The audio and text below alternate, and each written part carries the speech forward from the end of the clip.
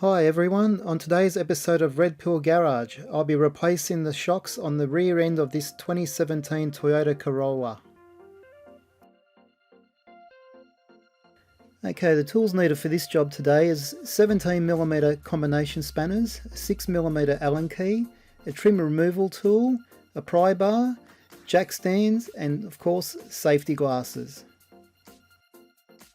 Once you have the car supported on jack stands, you will then need to raise the axle ever so slightly by 1 to 2 inches, just so it's easy to remove and refit the shocks, and preventing the axle from dropping, which can cause damage to the brake hoses and the ABS wires.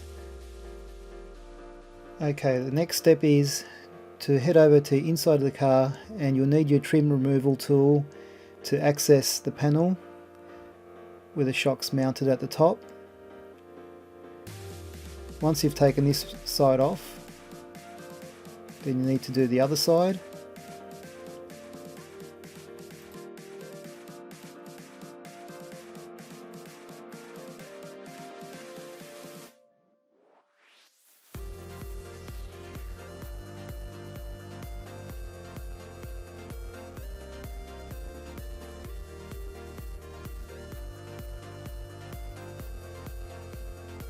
Now you'll need your 17mm combination spanner and your 6mm Allen key, and you want to hold the Allen key in the same spot, preventing it from turning while cracking the nut loose.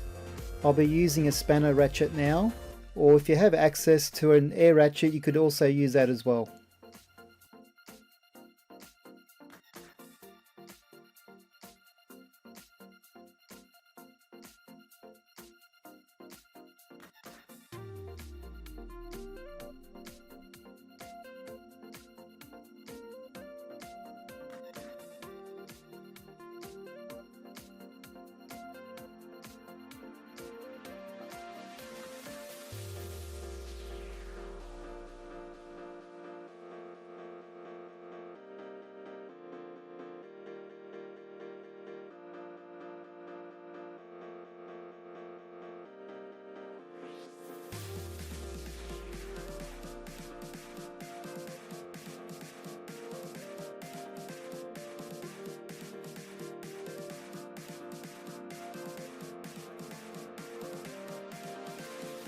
Now I'm going to remove the shock absorber, but before I do that I like to spray some penetrating oil onto the mounting bolt threads, just to make it easier to unscrew and also prevent any thread damage, because usually you can get a lot of grit and mud and dirt on there and then the threads could actually lock up once you try to remove the bolt.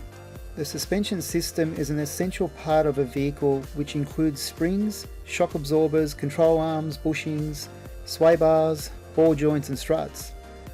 Their main purpose is to keep your tyres in contact with the road and carry loads safely.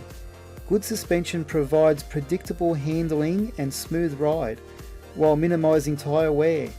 Usually shock absorbers wear slowly and can deteriorate undetectable by the driver. The symptoms can include nosedive when braking, body roll on corners, longer braking distance, and the vehicle continues bouncing when the corner of the car is compressed heavily then released. A visual inspection may show signs of leakage and or damage. Shock absorbers should always be replaced in pairs, and ideally all 4 replaced at the same time. Your suspension should be checked with each regular service and any time you notice any of the symptoms mentioned.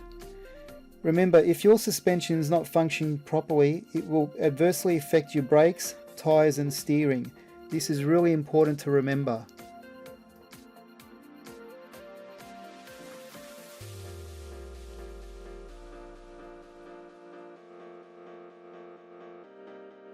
If you're finding the bolts too hard to come out, it's because the threads are binding up against the shock absorber.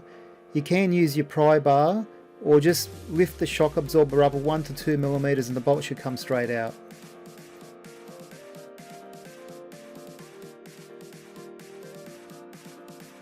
And there's our faulty shock absorber. Look at all that oil leaking out of that shock. It's quite a bad leak.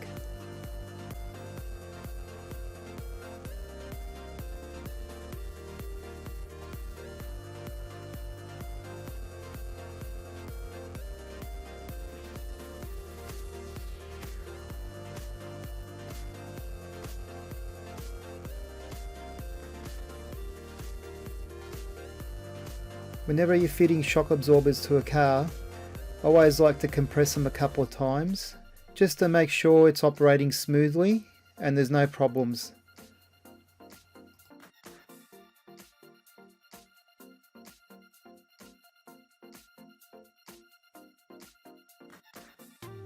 Okay, now it's time to put the new shock absorber back in the car, but before we do that, we got to check the bump stop, which is the yellow part you see in there, and the protection boot to make sure there's no damage, because they both help prevent dust and moisture from damaging the shaft and the seal of the shock absorber.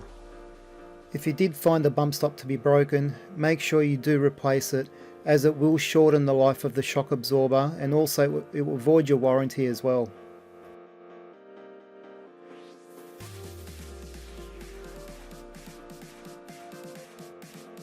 Okay, now it's time to mount the shock through the shock tower.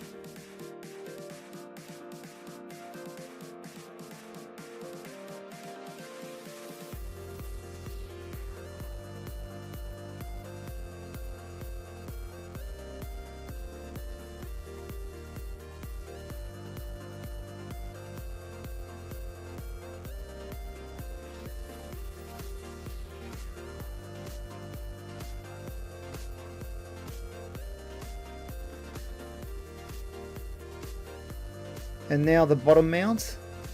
This may be a little bit more difficult to put in place. Just massage it in there, or you may have to lift it up a mil or two to feed the bolt through.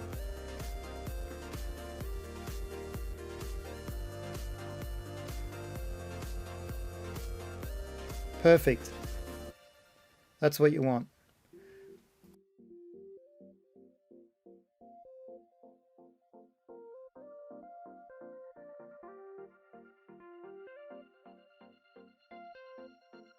This stage of the process, just leave the mounting nut loose. We'll tighten that up later.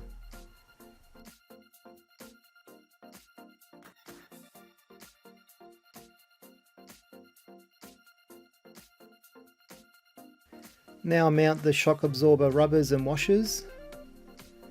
If you're unsure which way they go, the fitting instructions usually come in the box of the shock absorbers. It's important to get this step right, as if you fit the washers the wrong way around, over time the rubbers will crack.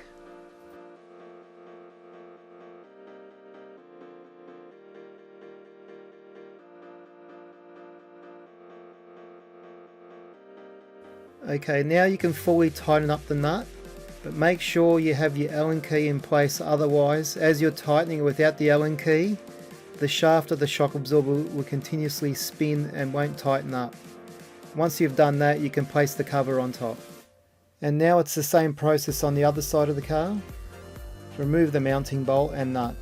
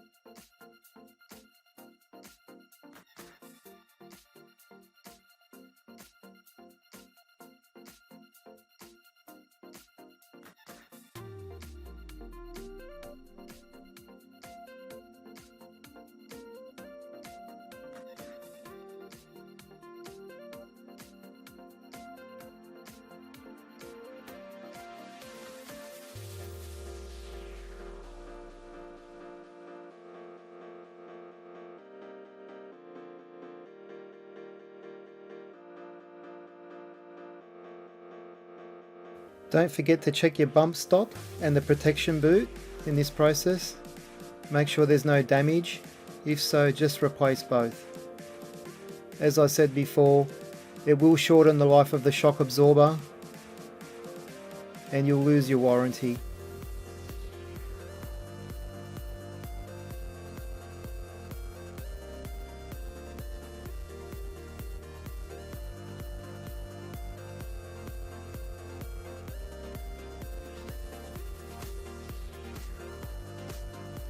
There's our mounting hole.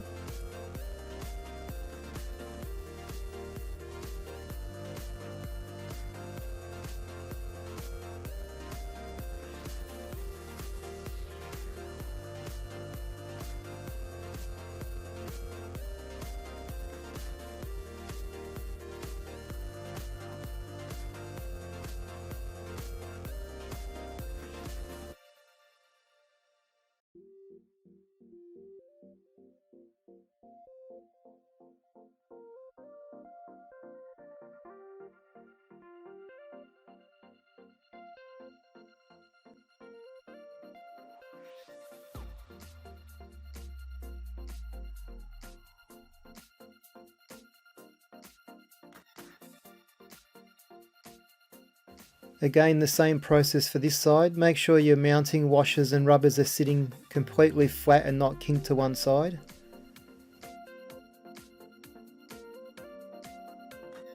The top mount now can be fully tightened up. Again, make sure the Allen key is in the top of the shock to prevent the shock shaft from spinning around. Otherwise you won't be able to tighten it up.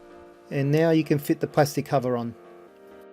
Now raise the axle to simulate the shock absorber at the position they would sit if the wheels were on the ground, and fully tighten up the mounting nut and bolt.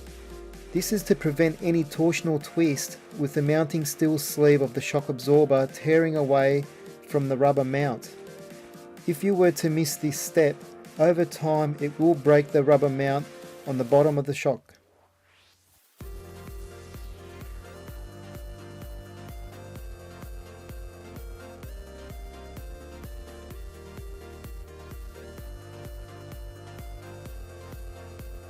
Okay, exactly the same process on this side as well.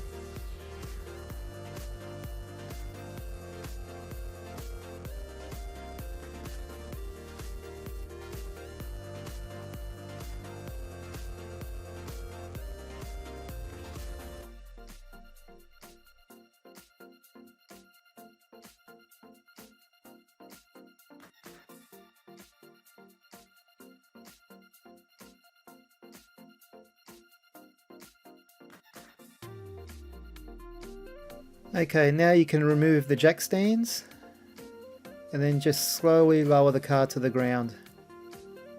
And that's how you replace the rear shock absorbers on the 2017 Toyota Corolla. If you enjoyed this video, please give me a thumbs up and hit that subscribe button for new videos. Thank you for watching.